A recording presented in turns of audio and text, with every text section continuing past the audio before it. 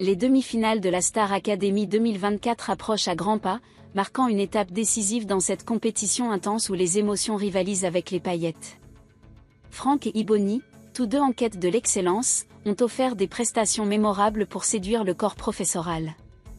Cependant, un seul candidat a décroché l'honneur tant convoité, celui de briller en solo lors du prochain Prime Point, et la Star Academy 2024 entre désormais dans sa phase cruciale, où les 4 derniers académiciens s'affrontent pour le rêve ultime, brandir le trophée le 25 janvier prochain. Lors du dernier Prime, un tournant important a été franchi. Charles, malgré l'épuisement, a su se hisser en demi-finale aux côtés de Marine et Franck, tandis qu'Ibony avait déjà sécurisé sa place grâce à une prestation éclatante lors des évaluations. Ce succès a malheureusement scellé le départ d'Ulysse, qui quitte l'aventure à ce stade. Pour ajouter une dimension supplémentaire à cette compétition féroce, Michael Goldman, le directeur, a annoncé une surprise inattendue. Marine et Charles auront l'opportunité de retourner dans leurs régions respectives avant leur duel décisif prévu pour le 11 janvier. Si Marine s'est réjouie à l'idée de retrouver son chien, cette perspective s'est avérée moins idyllique lorsque Michael Goldman a précisé « Vous effectuerez un aller-retour dans la journée.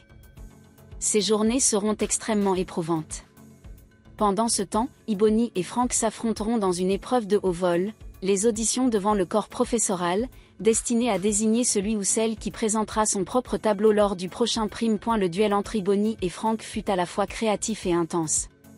Fidèle à son approche épurée, Franck a choisi de miser sur une scénographie minimaliste, laissant l'émotion dominer. Seul sur scène, baigné d'un halo de lumière, il a interprété Île de Tom Odell. Cette proposition sobre et élégante a touché le jury, bien que certains membres aient exprimé une réserve, le manque de dynamisme pourrait ne pas captiver le public. En jouant tout sur l'émotion, Franck semble prendre un risque audacieux, oscillant entre le génie et la simplicité excessive. Ibony, quant à elle, a opté pour une mise en scène spectaculaire, fidèle à son image de diva. Arrivant à l'audition dans une tenue décontractée, presque anecdotique, elle a dévoilé une proposition qui relevait d'une véritable superproduction. Danseurs, pyramides égyptiennes, costumes somptueux. Ibony a misé sur une scénographie grandiose pour accompagner Tatou de Laurine. Cette idée audacieuse, digne des plus grandes scènes, a suscité l'admiration des professeurs tout en rendant leur délibération particulièrement difficile. Après d'intenses débats réunissant Sophia Morgavi, Hugues Hamelink, Marlène Schaff, Malika Benjeloun et Michael Goldman, le verdict est tombé. C'est Franck qui a finalement été choisi pour bénéficier du privilège de présenter son tableau lors du prochain Prime.